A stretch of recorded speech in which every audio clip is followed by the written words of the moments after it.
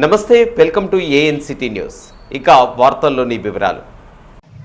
భద్రాద్రి కొత్తగూడెం జిల్లాలోని ఓ ప్రైవేట్ కళాశాల ప్రిన్సిపల్ తన విద్యార్థి బైక్ను స్వాధీనపరుచుకున్నాడు. ఆదివాసీ గిరిజనుడైన ఆ విద్యార్థి సంవత్సరం క్రితం తల్లిదండ్రులను పోగొట్టుకొని పెద్దమ్మ దగ్గర ఉంటున్నాడు. గత సంవత్సరం తన తండ్రి కర్మల కోసం స్కాలర్షిప్ నుంచి 10,000 రూపాయలు వినియోగించుకున్నందుకు ప్రిన్సిపల్ అతని పట్ల కఠినంగా వ్యవహరించి బైక్ను స్వాధీనం చేసుకున్నాడు. దీంతో ఆ విద్యార్థి ఇల్లెందు పోలీసులకు ఫిర్యాదు చేశారు. విద్యార్థి పట్ల కఠినంగా వ్యవహరించిన కాలేజీ ప్రిన్సిపల్పై సంబంధిత అధికారులు తగు చర్యలు తీసుకోవాలని విద్యార్థి సంఘాలు డిమాండ్ చేశాయి. దీంతో ఆ ప్రైవేటు కళాశాలపై ఉన్నతాధికారులు తనిఖీలు నిర్వహించారు. పరీక్షల్లో విద్యార్థులు ఉత్తమ ఫలితాలు సాధించేందుకు తగిన కృషి చేయాలని ఉపాధ్యాయులను ఆదేశించారు. ఉత్తమ ఫలితాలు సాధించేందుకు విద్యార్థులకు తగు సూచనలు సైతం ఇచ్చారు. పేరు గొగ్గల రాజేష్, నాది ఇసుకమీది గ్రామము, బయ్యారం మండలము, మహబూబాబాద్ జిల్లా. నేను 2020లో శ్రీ చైతన్య కాలేజీలో జాయిన్ అయ్యా. 2022 నాది కాలేజ్ అయిపోయింది.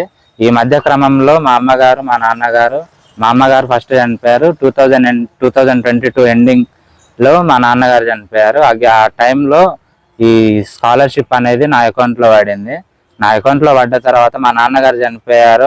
కొంచెం ఆర్థిక పరిస్థితి బాగాలేక ఆ స్కాలర్షిప్ వాడుకోవాల్సి వచ్చింది. నేను ఆ స్కాలర్షిప్ కట్టే క్రమంలో నాకు మనీ కొంచెం ఇబ్బంది అవ్వడం వల్ల నేను కట్టకపోవడం వల్ల మా ప్రిన్సిపల్ సార్ వచ్చేసి ఇద్దరు మనుషులను పెట్టించేసి దౌర్జన్యంగా నా బైక్ తీసుకొని వెళ్ళాడు. వచ్చి శ్రీ చైతన్య జూనియర్ కళాశాలను సందర్శించి శ్రీ చైతన్య జూనియర్ కళాశాలలో ఒక పేపర్ ఐటెం రావడం జరిగింది.